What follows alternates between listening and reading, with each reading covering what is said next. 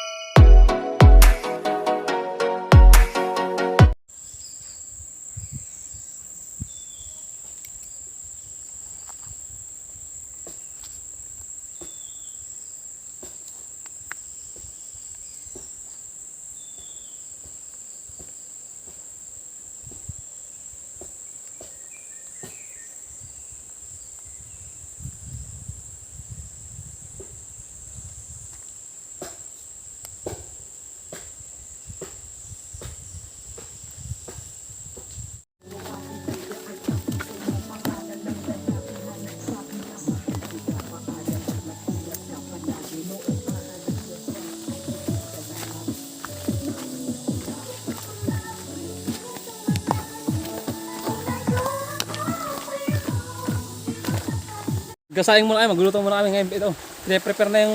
Yan pa lang yung ano, wala pa, bukod pa yung nasa 1.5. Oo. Kaya mga kalingnig, ay, sarap ng ligo namin dito. Ang ganda ng ilog dito. Parang paraiso. Natatagong ganda dito sa amin. So, bihira lang nakakapunta rito sa lugar na to. Hindi yung mga immortal lang. Mga immortal lang, katulad ko lang.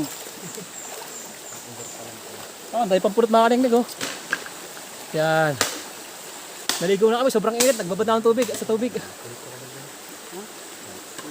Ito mga kalingnig, napakaraming sobrang dami pati ng halaman makukuha mo sa bundok na to. Yan. Tumingin ka lang sa paligid, maraming halaman ito makukuha. Yan. Papakita ko sa inyo yung 360 yung paligid. Yan yung paligid ko. Napakaganda. Yan, bundok na bundok yun. 3 hours ang lakad mga kalingnig. Baka umarating dito, kailangan mo maglaan ng 3 hours. Gapang pa yun. Kasama pantakbo yun. Kasama pantakbo yun. Mga kalingnig, titikman tayo ha. Oh, tamis. Sama mag-tuga. Hindi, no? Ang sarap nito ano. Ang sarap ng ano itong ano to. Sama mo yan. Ah! Ang sarap ng tamis ano. Ito masarap po yung ano. Sige mo nga, ayos. Yan. Honeybee. Ibang klase ang tamis mga kalingnig, sarap. Gusto ko yung ano yan, dito lang. Dito lang. Sarap. Ganyan ang purong-purong ganyan kulay. Ano? Yung pinigang nga lang nagsasama yung sama umok at yung ulo na ito sama. Ito pag nilagay mo sa freezer, dito na ano, hindi na freezer. Sarap kasi mga uhod. Tinggal bunti na mo. Ano? Ay, kakainin talaga yan. Kinakain na natin. Sayang ano, pagpunti na ako. Kasi letter. Yun na nga ang barata mo.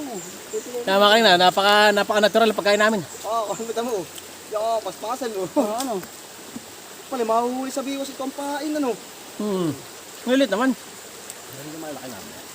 Pagkatsaga ni Panduyan, Ano kami nga. mga kalingnig oh. Dahil takbo na, dahil. Napakasarap mga kalingnig. Oh. Sobrang daming tayo, marami doon na. Nandun yung kasama naman. Ayun, malaki, 40 yun, malalaki na yun. Oo nga. Maraming malaki pa yun. Bahugin lang natin. Tiligo tayo dyan ay. Kainin din natin. Parang kayo hindi mga kalingnig oh. Mukbang honeybee. Ba, kita kayong bigas.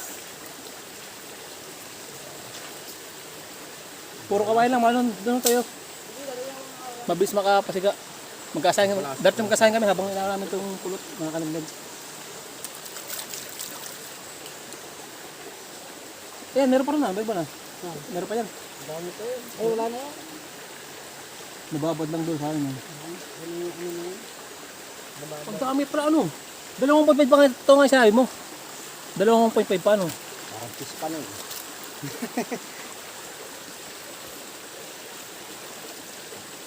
Mga kalingnig. Yan mga kalingnig.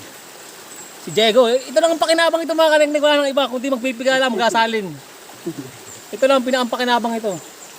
Sarap naman.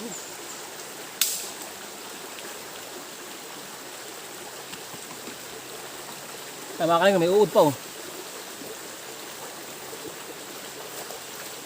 Ang sarap ng uod ano. Malilim lang yung uod ano. Hindi ka manakain yan pagpakso na. Nakaya ko, kaya sabaw lang. Ang sarap pa ng luto ng Milbon. Sarap na sarap ng ganyan pakso. Ito pa natin marike. Sarap nito. Parang candy. Ano? Lalo si Gilbert pag nuluto niya puro luya tapos ang asin ay ano ay iba ang lasa, parang burok ng itlog. Hindi masarap na yung Pipigain. hindi yung lutong parang yung paksiw. Gano'n luto pagkakalat ng sarap ng mga tumas. Oh, Manamis-namis ano. sakit ang tiyan mo dyan. Tama na. Gago ka, ibabagay ko sa para sa makita ng tiyan ko eh. Pinakonsensya pa. Sasakit na yung tiyan ko mga kanina, kaluloko-loko to ay.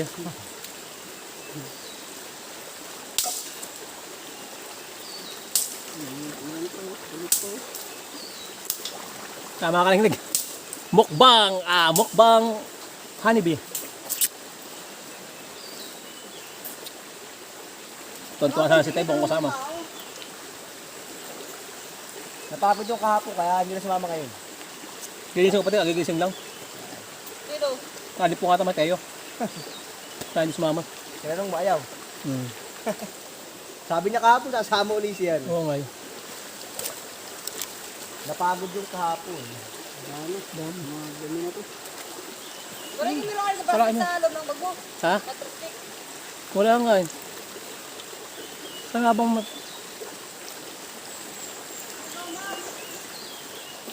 Padali mo ka Jerome, aray yung tawag doon, yung bunot. Kaya makain, patapos na. Bugas muna ako ng kamay. Salain mo yan, damit. Hindi nga nato kasi balikan sa baba natin nakalain.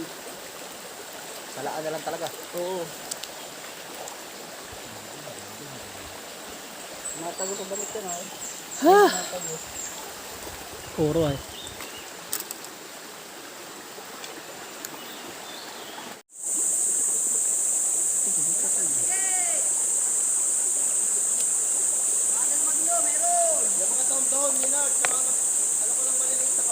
Saan mo ito?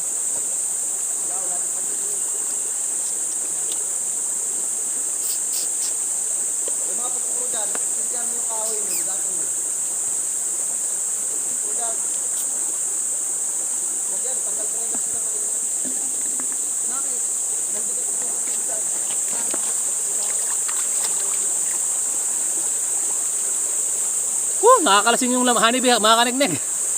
Nakakalasing. Yan ang pogi ko tayo sa camera ko ba?